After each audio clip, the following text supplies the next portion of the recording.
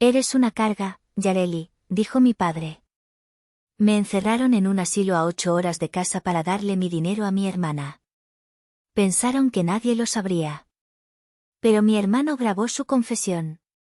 El auto olía a pino artificial, un olor dulzón y químico que intentaba, sin éxito, ocultar la tensión que vibraba en el aire. Era una tensión tan densa que casi podía tocarla, un tercer pasajero silencioso y sofocante que se había sentado entre nosotros desde que salimos de la Ciudad de México. Llevábamos casi 1 hora en un silencio sepulcral, roto solo por el zumbido del motor y la radio. Mi madre, Berenice, que había estado tarareando una canción de Luis Miguel, La Incondicional, sutilmente fuera de tono, finalmente rompió el silencio. La ironía de la canción era casi cómica. Ya casi llegamos, Yareli, dijo desde el asiento del copiloto. Su voz era melosa, con esa dulzura falsa, casi ensayada, que yo había aprendido a temer. Era la voz que usaba justo antes de pedirme algo que no quería hacer, o justo antes de darme una mala noticia envuelta en papel de regalo. Se me revolvía el estómago. Llevábamos 8 horas en la carretera. 8 horas eternas. Cada junta de asfalto en la autopista de Puebla resonaba en mis articulaciones inflamadas como un pequeño martillazo.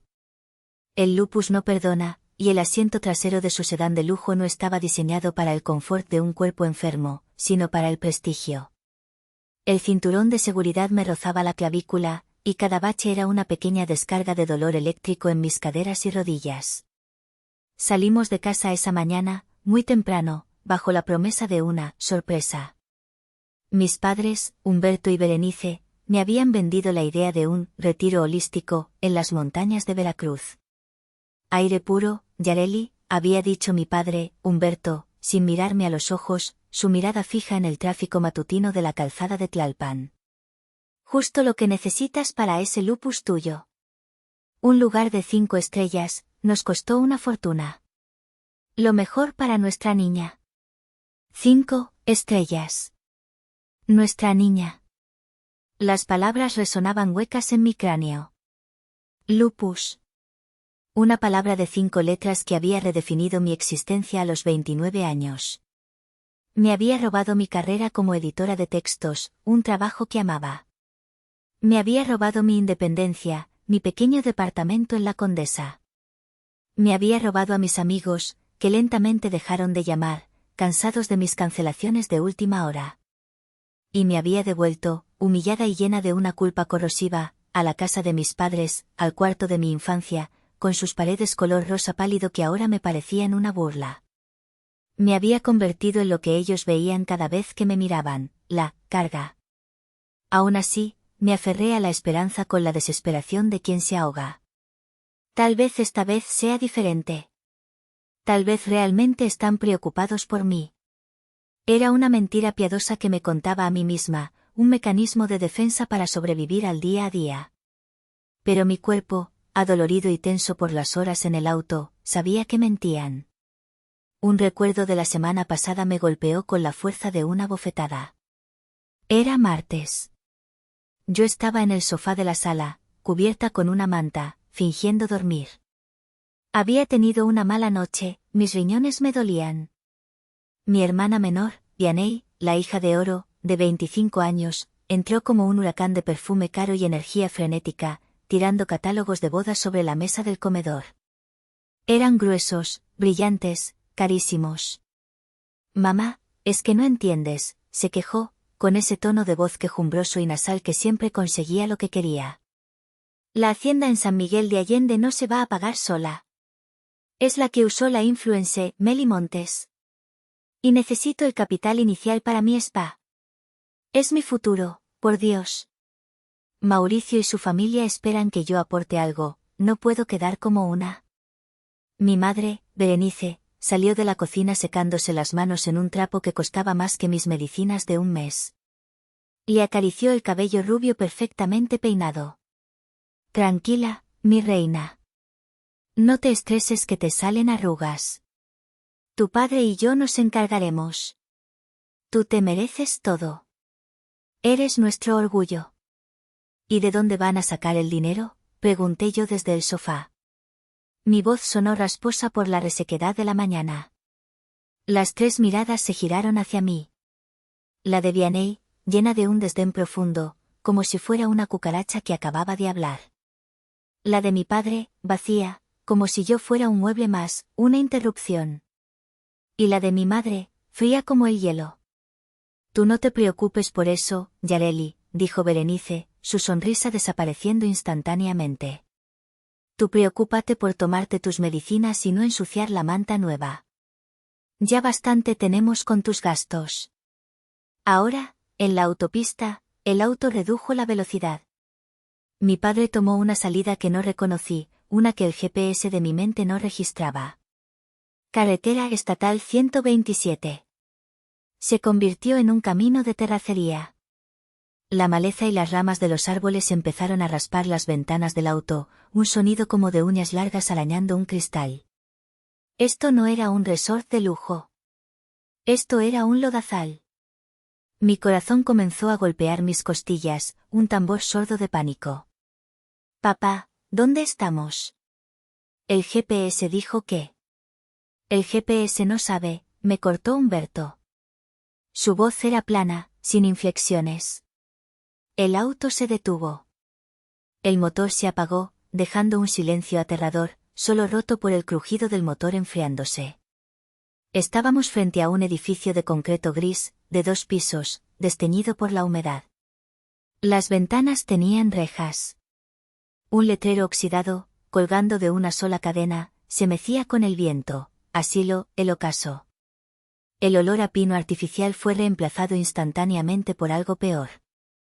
Un olor agrio a cloro, a sopa hervida, a orina vieja y a una profunda, e inconfundible, desesperanza. No, susurré. El pánico se me atoró en la garganta. No era una pregunta, era una negación. No. ¿Qué es esto? Me mintieron. Esto no es un retiro. Mi mano buscó la manija de la puerta. Estaba temblando, pero no por la enfermedad, sino por el terror puro. El lupus me hace lenta. Mis dedos están rígidos, torpes. Antes de que pudiera reaccionar, la puerta del conductor se abrió. Mi padre, Humberto, bajó del auto. No me miró. Se quedó de pie, dándome la espalda, mirando el edificio gris como si estuviera evaluando una propiedad. Mi madre, Berenice, se quedó quieta, mirando al frente, su perfil era el de una estatua de mármol. Una enfermera corpulenta, con un uniforme blanco manchado de algo amarillo y marrón en los puños, salió del edificio. Se limpiaba las manos en el delantal. Venía seguida por un guardia de seguridad con cara de pocos amigos, un bigote ralo y una camisa de uniforme sudada que se le pegaba al estómago. No voy a bajar, dije, mi voz temblando. Me pegué al asiento, tratando de hacerme pequeña. Mamá. Mamá, mírame. ¿Qué es esto? Esto no es un retiro. Mamá. Berenice finalmente giró la cabeza. Lentamente. Sus ojos estaban vacíos, sin culpa, sin amor, sin reconocimiento. Como si mirara a una extraña, a un problema que finalmente estaba por resolver. Es lo mejor, Yareli. Un lugar donde pueden cuidarte. Nosotros, ya no podemos. Claro que pueden. No estoy muriendo, solo estoy enferma. Soy su hija. No pueden hacerme esto. Mi madre evitó mi mirada y le entregó un folder con papeles a la enfermera, que los recibió sin decir palabra. El guardia de seguridad abrió mi puerta. El olor a humedad y a repollo hervido del interior del edificio me golpeó. Señorita, por favor. No haga esto difícil. Tenemos su habitación lista. No voy a ir a ninguna habitación. Me agarró del brazo para ayudarme a salir, y el dolor agudo de la artritis en mi codo, que había estado palpitando durante horas, me hizo gritar. No me toques.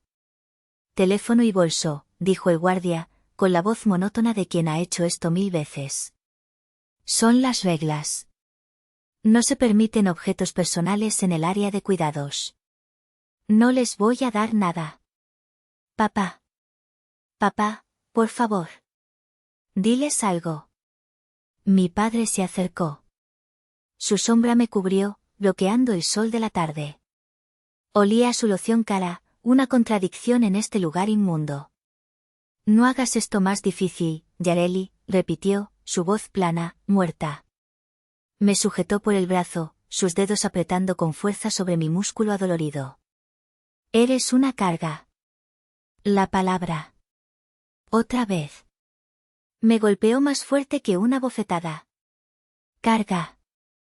La había oído antes, en susurros, en sus miradas de reojo, en cómo dejaban de hablar cuando yo entraba a una habitación. Pero nunca tan directa. Tu hermana Vianney merece una vida mejor, continuó, como si leyera un reporte de gastos. Se va a casar con un hombre importante. Va a tener un negocio. ¿Y tú? ¿Qué haces tú, Yareli? Más que costar. Más que existir. Una vida sin ti chupando cada centavo, cada gramo de nuestra energía. Ella es una inversión. Tú eres un gasto. Las lágrimas se me congelaron en la cara. La semana pasada.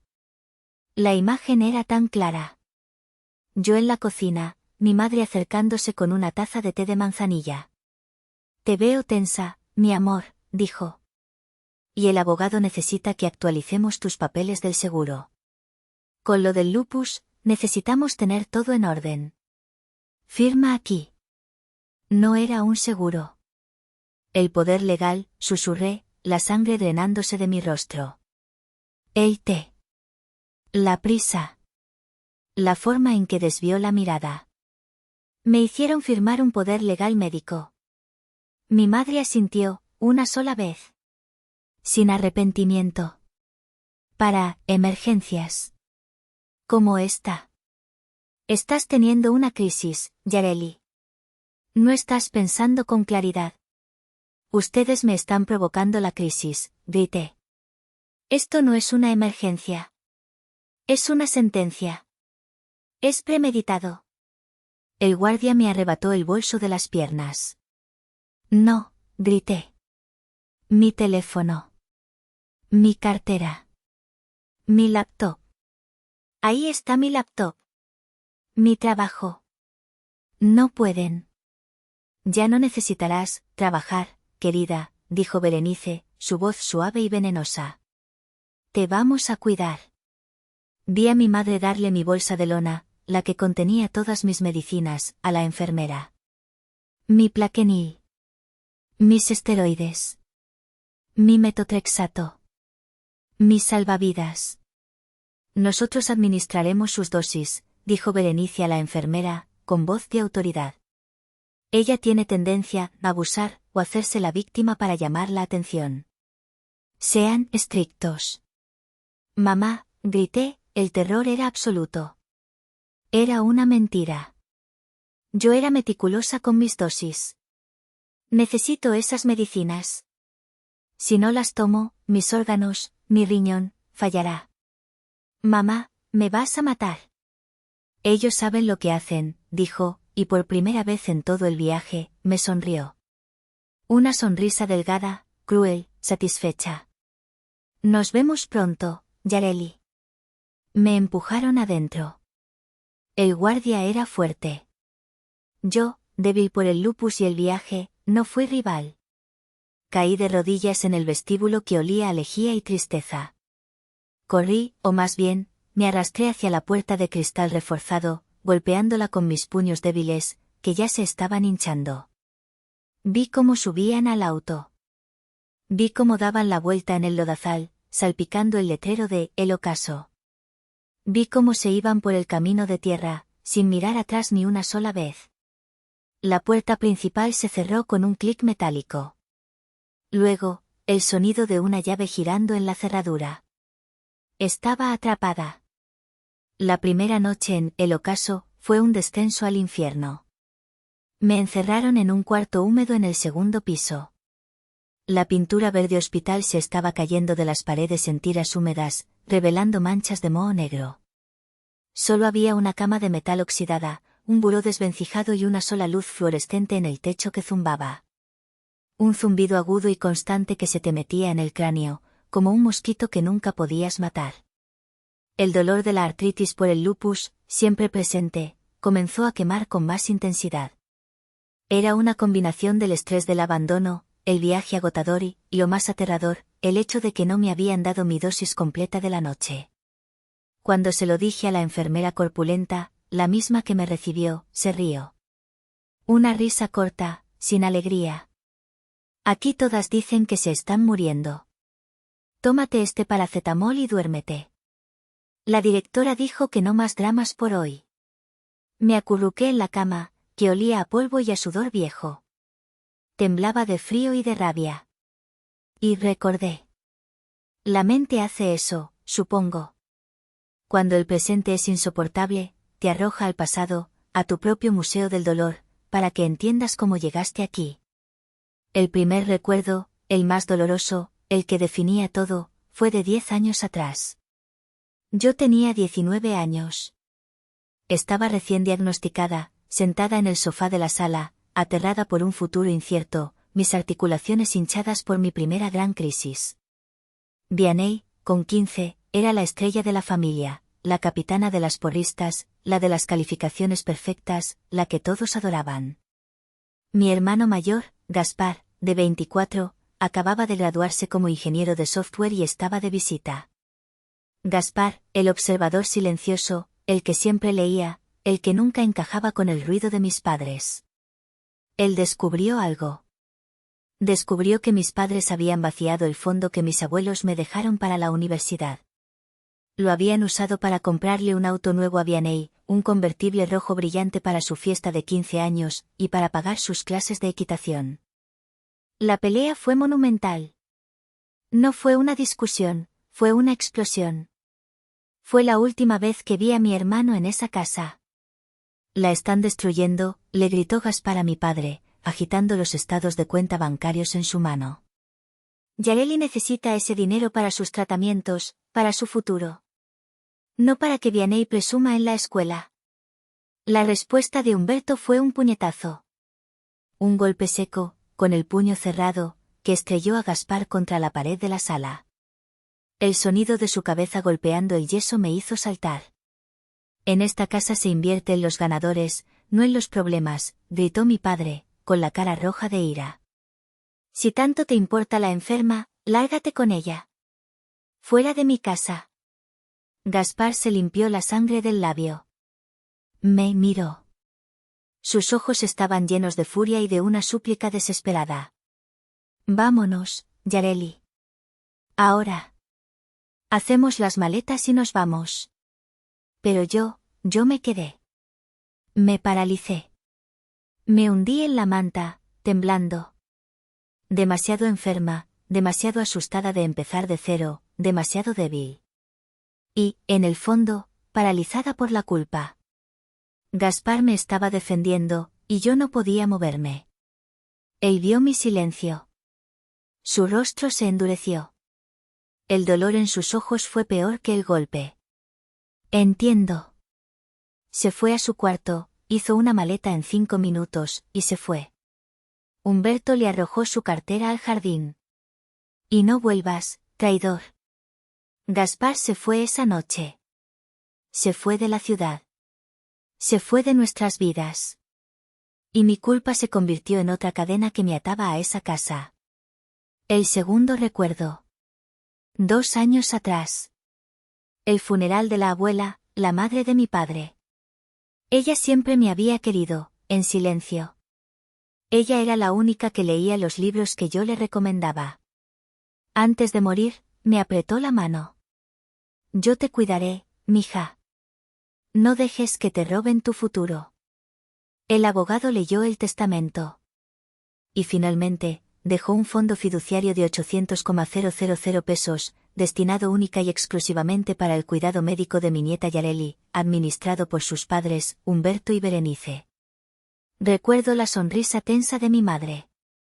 Recuerdo cómo me apretó el brazo y me dijo al oído, qué generosa tu abuela. Ahora no tendrás que preocuparte por nada, mi amor. 800.000 pesos. La misma cantidad exacta que Vianney, hace una semana, dijo que necesitaba. El último recuerdo. El más reciente. Hace un mes. La puerta de mi habitación estaba entreabierta. Vianney y mi madre estaban en la cocina, creyendo que yo dormía mi siesta de la tarde. ¿Por qué no usamos el dinero de Yareli para el spa?, dijo Vianney, con esa voz casual, como si hablara del clima. Ella ni siquiera lo usa. Solo está ahí, sentada, todo el día, leyendo sus libros. Es dinero muerto, mamá. Yo podría duplicarlo. Es una inversión. Hubo un largo silencio. Esperé. Recé para que mi madre me defendiera. Esperé a que dijera, no seas cruel, Vianney. En cambio, lo que oí fue la voz fría y calculadora de Berenice. Estoy en eso, mi amor. Ya estoy en eso. Dame 2 semanas. Tengo un plan. El plan. Yo estaba ahora dentro del plan. Era la víctima de una conspiración familiar, abandonada en un asilo para financiar la boda de ensueño de mi hermana. El dolor en mis articulaciones era nada comparado con el frío que sentía en el alma. El zumbido de la luz fluorescente era el único sonido, un recordatorio agudo de mi soledad. Los siguientes 3 días fueron una pesadilla borrosa de dolor, humillación y un pánico creciente. El personal de El Ocaso no eran cuidadores, eran carceleros. Me trataban como a una prisionera, no como a una paciente. Les rogué por mis medicinas. El lupus no es un juego. No es un dolor de cabeza. Sin los inmunosupresores, tu propio cuerpo se convierte en tu peor enemigo. Tu sistema inmunológico se vuelve loco y ataca tus propios órganos, la piel, las articulaciones, los riñones. Por favor, le supliqué a la directora el segundo día, logrando arrastrarme fuera de mi cuarto hasta su oficina. Estoy empezando una crisis. Necesito mi Plaquenil. Necesito mis esteroides. O mis riñones fallarán. Ella ni siquiera levantó la vista de sus archivos. Sus tutores legales, el señor y la señora Humberto, han dado instrucciones muy claras, señora Yareli. Toda medicación debe ser aprobada por ellos, vía telefónica. Dicen que usted tiene tendencia a la sobredosis histriónica para llamar la atención. Eso es mentira, grité, pero la voz se me quebró. ¿Qué les habían dicho de mí? ¿Qué clase de monstruo me habían pintado para justificar esto? Al segundo día, la profecía se cumplió. El sarpullido de mariposa en mi cara, el síntoma clásico del lupus, explotó. Se volvió rojo brillante, caliente al tacto, doloroso. Mis articulaciones en las manos y las rodillas se hincharon tanto que no podía cerrar los puños, no podía sostener un vaso de agua. El paracetamol que me daban era como intentar apagar un incendio forestal con una pistola de agua. Esto era negligencia médica grave. Esto era tortura. En un momento de lucidez febril, me di cuenta de que este era el plan. No era solo deshacerse de mí. Era deshacerse de mí permanentemente. Si moría aquí por complicaciones de mi enfermedad, nadie haría preguntas. El dinero de Vianney estaría seguro. La comida era incomible. Un atole ralo y frío por la mañana, con un bolillo duro. A la hora de la comida, una sopa de verduras grises, sobrecocidas y gelatina. Olía a tristeza. Por la noche, oía a otros pacientes gemir. Una mujer en el cuarto de al lado lloraba y llamaba a un tal Enrique, toda la noche. Me tapaba los oídos, aterrada de convertirme en ella. Traté de usar el teléfono de la recepción en la madrugada del tercer día. Me tomó 1 hora arrastrarme por el pasillo oscuro, cada centímetro era una agonía. Mis rodillas eran globos de dolor. Quería llamar a la policía, a Gaspar, a quien fuera. Llegué al escritorio. Estaba vacío. Tomé el teléfono. ¿A dónde crees que vas, princesa? El guardia nocturno me descubrió. Me agarró del brazo, y el dolor fue tan intenso que vomité allí mismo, en el suelo de linóleo. Vomité el atole agrio de la mañana. Me arrastró de vuelta a mi cuarto, sin limpiarme. Tu familia paga bien para que te quedes tranquila. Un solo pago grande, por adelantado, se mofó. Dijeron que eras difícil. Me empujó dentro y cerró la puerta con llave desde fuera. Y por esto, te quedas sin desayuno. Me derrumbé en el suelo frío, en mi propia miseria. Esto era. Así es como moría. No en un hospital rodeada de familia, sino en un asilo inmundo, traicionada por ellos, mientras mi hermana contaba el dinero de mi fondo de vida para comprarse un vestido de novia. El cuarto día, apenas podía moverme. Estaba deshidratada. La fiebre me hacía alucinar. Veía arañas en las paredes que no estaban allí. La enfermera corpulenta entró, dejó una bandeja con tiaguado y pan duro, y se fue sin decir palabra. Estaba mirando una grieta en el techo, contando las manchas de humedad, tratando de encontrar una forma que no fuera de desesperación, cuando la puerta de mi habitación se abrió de nuevo. No le di importancia. Sería la enfermera. Te dije que no quiero nada, empecé a decir, mi voz era un susurro ronco, apenas audible. Pero no era la enfermera. Era un hombre alto, con barba de 3 días, una gorra de béisbol calada hasta las cejas y una chamarra de mezclilla. Me tomó un segundo. Mis ojos, nublados por la fiebre, no lo reconocían. Pero entonces él habló. Su voz era profunda, temblorosa, llena de una furia que podía sentir desde la cama. ¿Yareli? Mi corazón se detuvo. Luego se disparó. Conocía esa voz. La había soñado. La había extrañado cada día durante 10 largos años. Gaspar, susurré. Creí que estaba alucinando. Que la fiebre finalmente me había vencido. La figura dio un paso hacia la luz. Se quitó la gorra. Era él. Gaspar. Mi hermano. Más viejo, sí. Con 34 años, tenía líneas de preocupación alrededor de los ojos que no estaban allí antes, y una dureza en la mandíbula que no recordaba. Pero era él. Sus ojos. Tenían la misma mirada protectora, intensa, que recordaba de esa noche, hace 10 años. Me derrumbé. Empecé a sollozar, un llanto seco, sin lágrimas, doloroso, que venía desde lo más profundo de mi ser. Eran 10 años de culpa, de dolor, de abandono, saliendo de golpe. SHHH. Te tengo. Ya estoy aquí, dijo, arrodillándose a mi lado en el suelo sucio. Puso su mano en mi frente. Estaba fresca. Estás ardiendo. Malditos sean. Malditos sean todos. Gaspar, ¿cómo me encontraste? Nunca dejé de vigilarlos, Yareli, dijo, su voz dura como el acero. Nunca te olvidé. Con una facilidad que me sorprendió, me levantó en sus brazos como si no pesara nada, y probablemente no pesaba mucho en ese momento, y me sentó en el borde de la cama. Yo estaba delirando. Lo miré, confundida. ¿Papá? ¿Ya vienes por mí? Vianney, ¿ya tiene su dinero? Dile que ya me puedo ir. La cara de Gaspar se contrajo de dolor. Fue como si lo hubiera golpeado. No, Yareli. No soy él. Soy Gaspar. Mírame. Soy yo. Me tomó unos segundos enfocar. Gaspar. Mi hermano.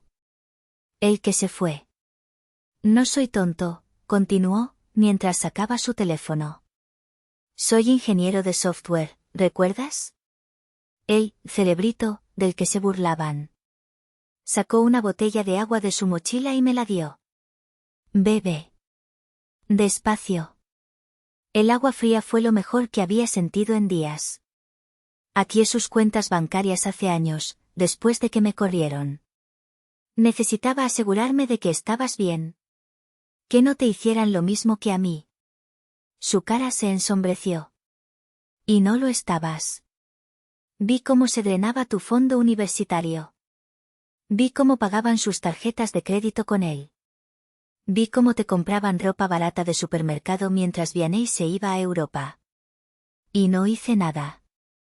Pensé que, no sé qué pensé. Pero esto fue diferente. Me mostró la pantalla de su teléfono. Vi el pago de 15,000 pesos a este basurero, Asilo El Ocaso, hace 3 días. Y luego, vi la transferencia. 700,000 pesos. De tu fondo fiduciario de la abuela, directo a la cuenta personal de Vianney. La muy idiota lo puso como regalo boda. Me quedé sin aliento. Gaspar, me quitaron mis medicinas. ¿Creen que voy a morir?, completó él. La furia en sus ojos era aterradora. Lo sé. Por eso no vine solo. La puerta se abrió de nuevo. Esta vez no era una enfermera. Era una mujer con un traje sastre impecable color azul marino, la licenciada Tavares, y un hombre con un maletín médico. Gaspar, ¿qué? Licenciada Tavares, mi abogada. Y el doctor Fuentes, un médico privado de confianza. El doctor Fuentes se acercó a mí inmediatamente. Ignoró todo lo demás y se centró en mí. Me tomó la presión, revisó mis articulaciones hinchadas, vio el sarpullido en mi cara. Está en plena crisis de lupus aguda, dijo, su voz profesional y firme, pero con un tono de urgencia. Esto es suspensión de tratamiento deliberada.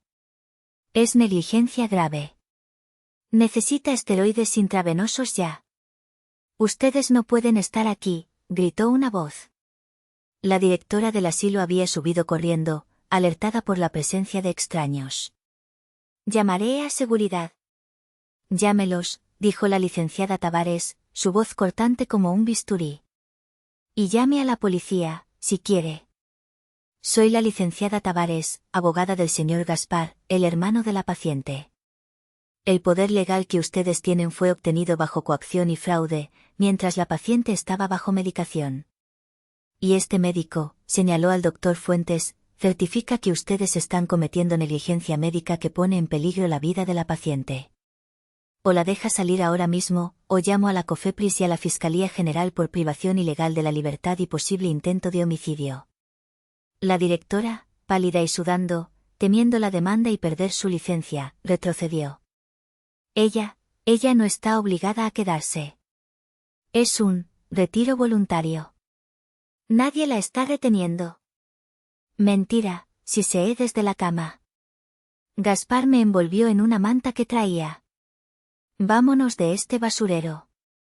Gaspar tuvo que pagar una cuota de salida de 5,000 pesos en efectivo que la directora inventó en el momento.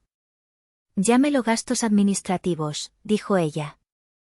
Gaspar le arrojó los billetes a la cara. Me sacó de allí. Gaspar me cargó por el pasillo, pasando junto a la enfermera corpulenta que ahora nos miraba con terror. Me sacó por la puerta principal, hacia el aire fresco y húmedo de Veracruz. Nunca un aire tan pesado se había sentido tan libre. Me llevó a su auto, una camioneta segura y limpia. Me acomodó en el asiento del copiloto. ¿A dónde vamos?, pregunté, mientras el doctor Fuentes me ponía una vía intravenosa en el brazo, allí mismo en el auto. Lejos, dijo Gaspar, arrancando el motor y haciendo girar las llantas en el lodo. A mi casa. A Querétaro. A mi refugio. Estarás a salvo allí. Y por primera vez en mi vida, supe que era verdad. El departamento de Gaspar en Querétaro era lo opuesto a El Ocaso. Era un loft en el centro, moderno, limpio, con ventanas enormes que dejaban entrar la luz y vistas a los arcos. Estaba lleno de libros de programación, servidores que zumbaban silenciosamente, y una cafetera que olía a café de grano real. Tenía una habitación de huéspedes preparada para mí, con sábanas de algodón suave y un baño impecable. Esa misma noche, después de una visita a la sala de emergencias de un hospital privado para estabilizarme con una dosis fuerte de esteroides intravenosos, Gaspar me consiguió mis medicinas. Todas. Las puso en mi buró. Ya nadie te las va a quitar, dijo. Dormí durante 18 horas seguidas. Un sueño profundo, sin pesadillas, por primera vez en años. Cuando desperté, el dolor agudo se había atenuado, reemplazado por la familiar molestia sorda. El sol entraba por la ventana. Gaspar estaba en la cocina, tecleando furiosamente en su laptop mientras hacía café. ¿Cómo te sientes?, preguntó, pasándome una taza. Como si me hubiera atropellado un camión, respondí, mi voz aún ronca. Pero viva. Gracias, Gaspar. Me salvaste la vida. Él se sentó frente a mí, su cara seria. Cerró la laptop. El silencio llenó la habitación por un momento. No me des las gracias. Yo te fallé. ¿Qué? Te fallé hace 10 años, dijo, su mirada perdida en el pasado. Debí haberte sacado de esa casa conmigo. Fui un cobarde. Me fui y te dejé con ellos. Es mi culpa que tuvieras que aguantar esto. Puse mi mano sobre la suya. Sus manos eran fuertes, de ingeniero. Las mías, todavía hinchadas, pero mejorando. No, Gaspar. No es tu culpa. Yo estaba asustada. Yo me quedé. Fui yo la cobarde. No, dijo él, sacudiendo la cabeza. Yo era el mayor. Yo era el que estaba sano. Revisaba sus cuentas cada mes, Yareli. Cada mes. Veía los gastos. Veía cómo te compraban ropa barata de supermercado mientras Vianney se iba a Europa con sus amigas. Y no hice nada. Pensé que, no sé qué pensé. Que tal vez no era tan malo. ¿Qué estabas exagerando? Me convertí en ellos. Lo miré a los ojos, y por primera vez, sentí algo más que dolor. Sentí una claridad fría. No te fuiste. Te echaron. Y ahora, no quiero una disculpa. Quiero venganza. El dolor de los últimos días, la humillación, la traición, se estaba transformando.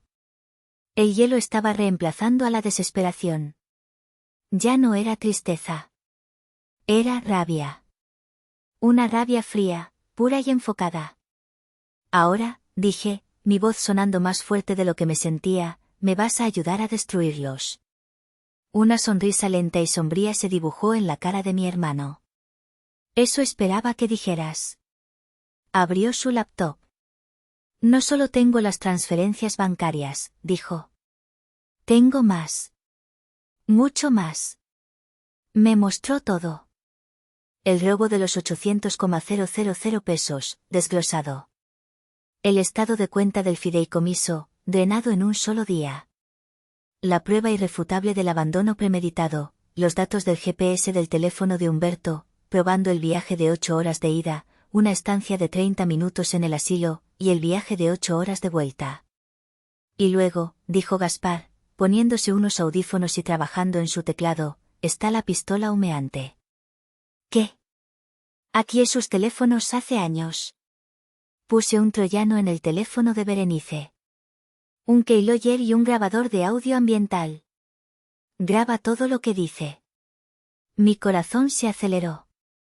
Gaspar, ¿eso es ilegal? Probablemente. ¿Necesario? Absolutamente. Nuestros padres no juegan limpio. Nosotros tampoco. Encontró el archivo. Era de hace 2 días, el día después de que me abandonaron. Era una llamada entre Berenice y Vianney. Gaspar le dio play. La voz alegre y chillona de mi hermana llenó el departamento. ¿Y entonces?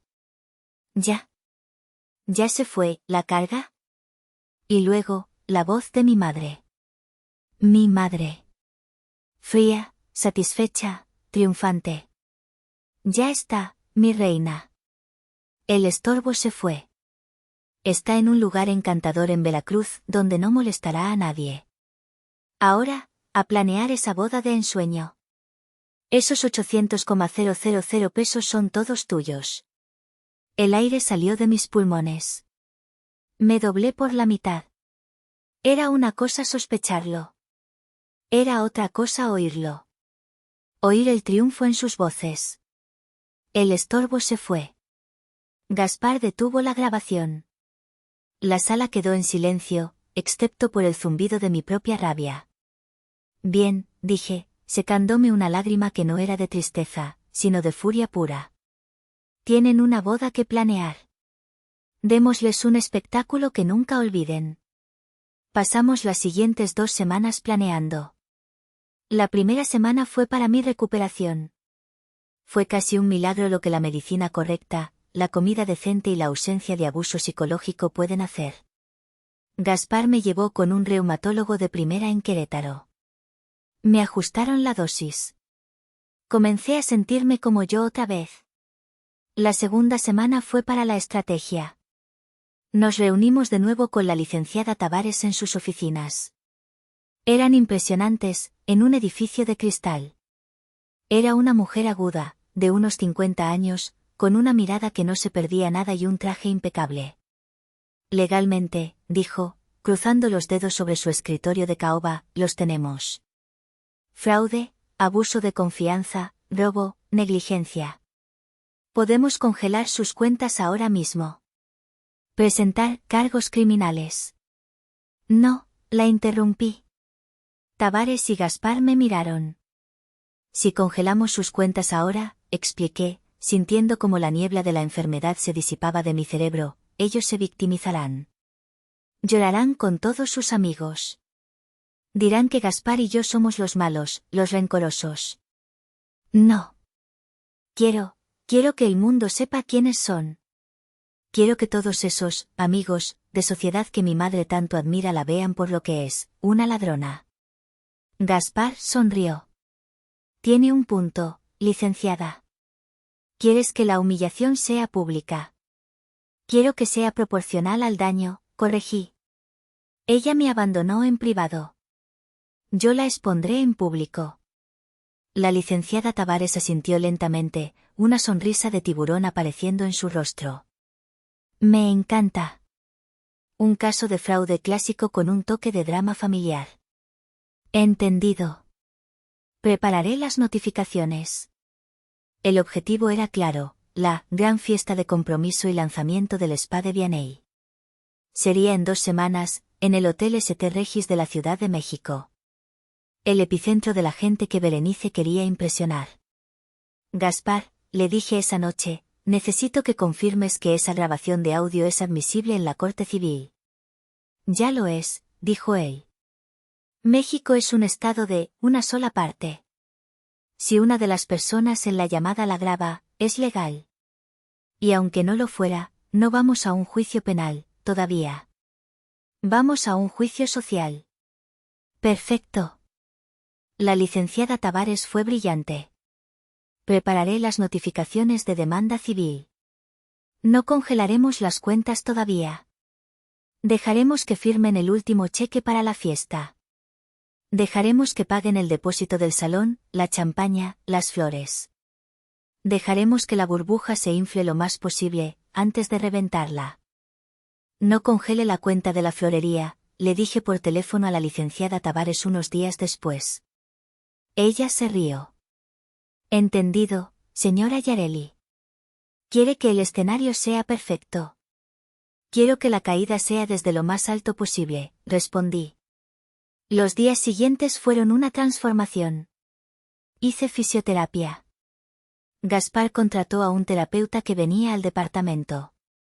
El dolor seguía allí, el lupus no desaparece, pero ahora lo usaba como combustible.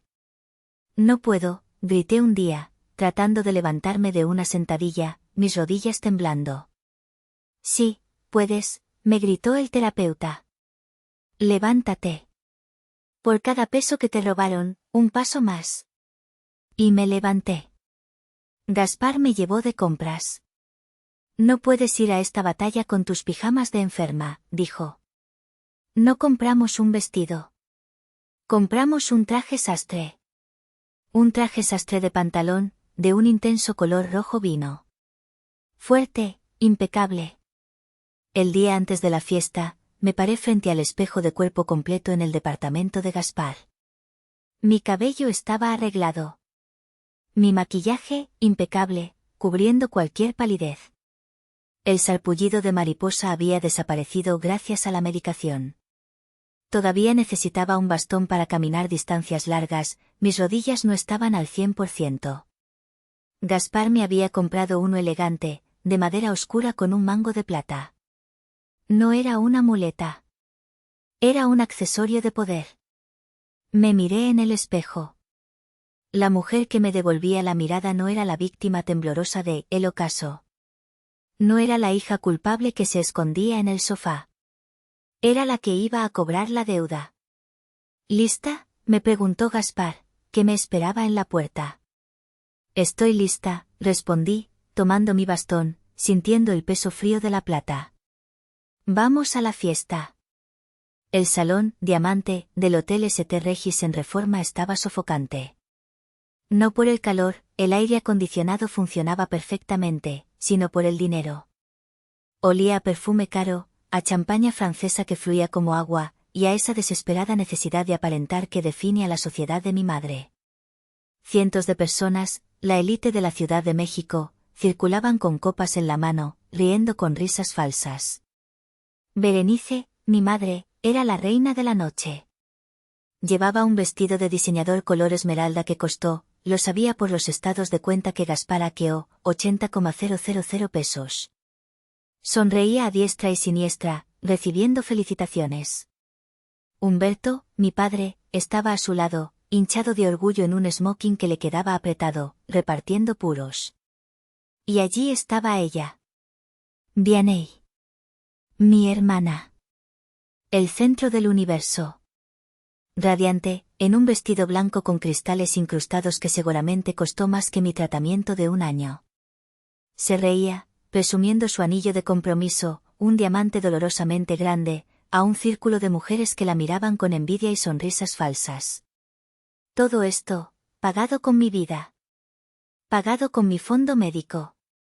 Gaspar, la licenciada Tavares y yo entramos por la puerta de servicio, como el personal.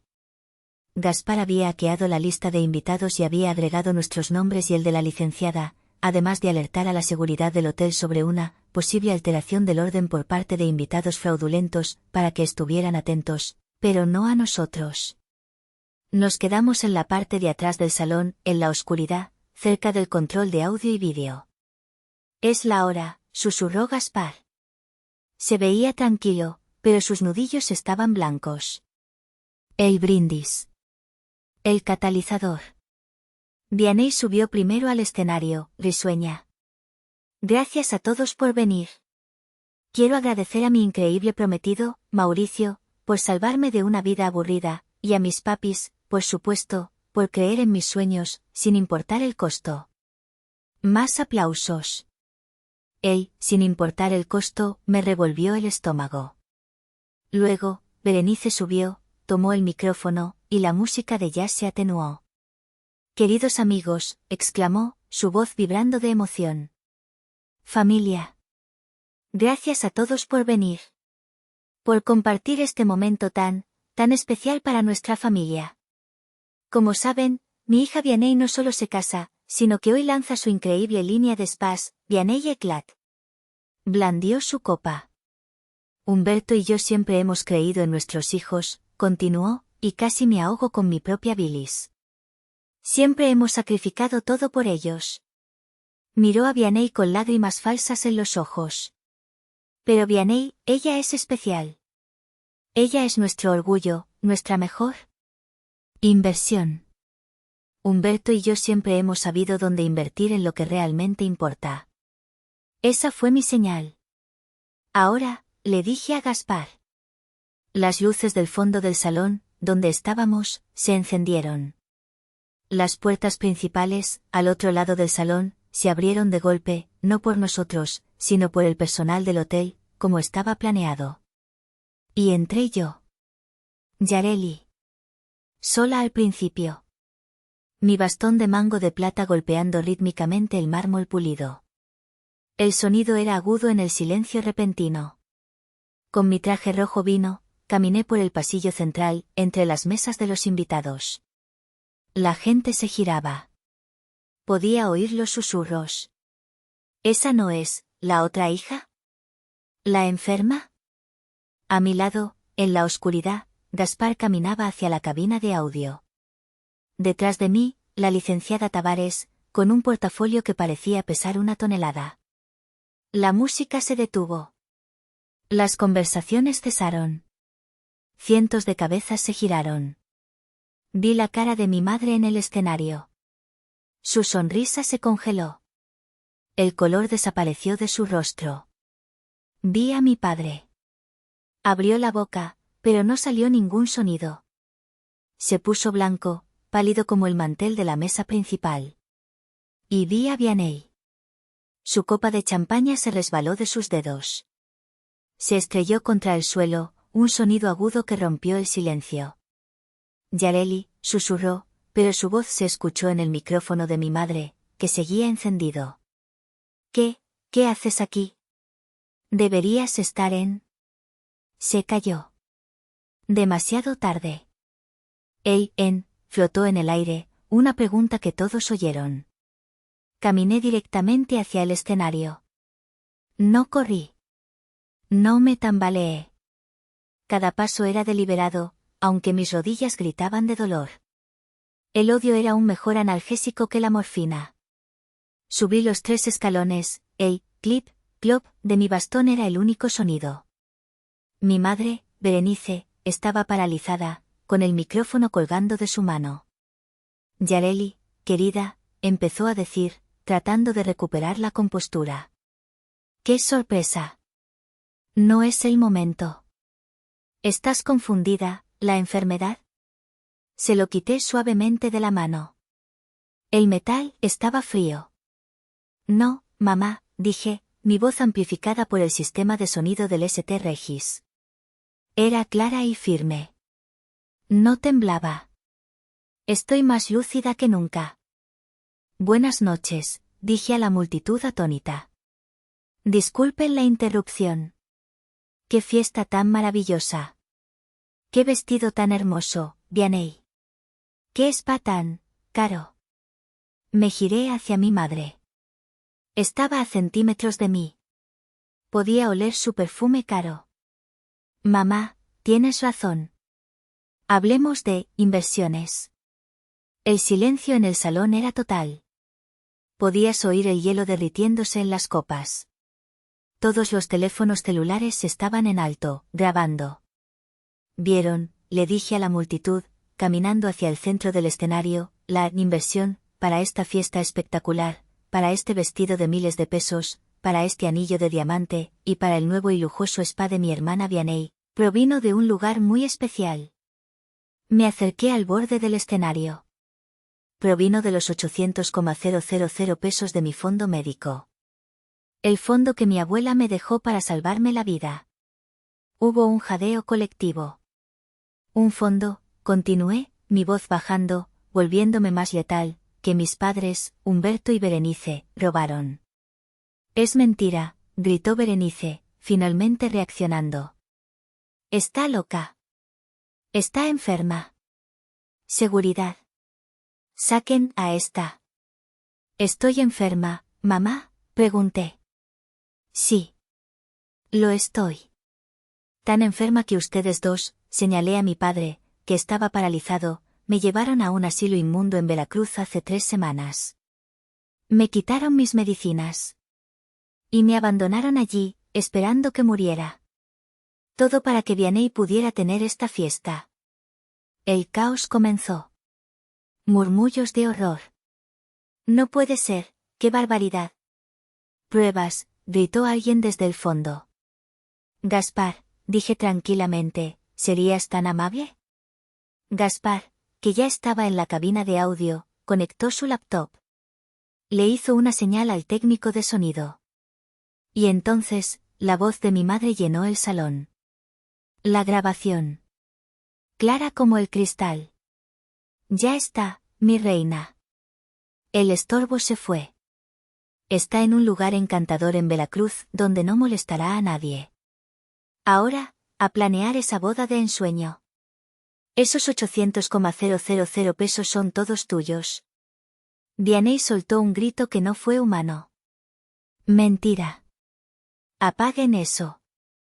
Papá. Di algo. Humberto intentó correr hacia la cabina de audio. Apaga eso, traidor, gritó. Pero 2 guardias de seguridad del hotel, prevenidos por Tavares, lo interceptaron calmadamente. El prometido de Vianney, Mauricio, la miraba con absoluto horror. Él no solo se iba a casar con ella, su familia había invertido el otro 50% del spa. Se acercó a su propio padre, en la mesa principal. Tuvieron una conversación de 1 segundo. El padre de Mauricio se levantó, pálido de furia, y ambos, padre e hijo, caminaron directamente hacia la salida, sin mirar atrás. No. Mauricio. Regresa, gritó Vianney, corriendo tras él, pero tropezó con su propio vestido. Fue entonces cuando la licenciada Tavares subió al escenario. Berenice, Humberto, dijo, su voz profesional cortando el caos. Quedan notificados formalmente. Sus cuentas bancarias están congeladas por fraude y abuso de confianza. Se giró hacia Vianney, que se había derrumbado en el suelo, llorando.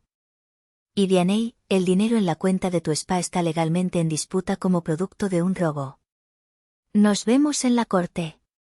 Dejé el micrófono en el atril. Di la vuelta, y con Gaspar a mi lado, que había bajado a reunirse conmigo, caminé fuera del escenario.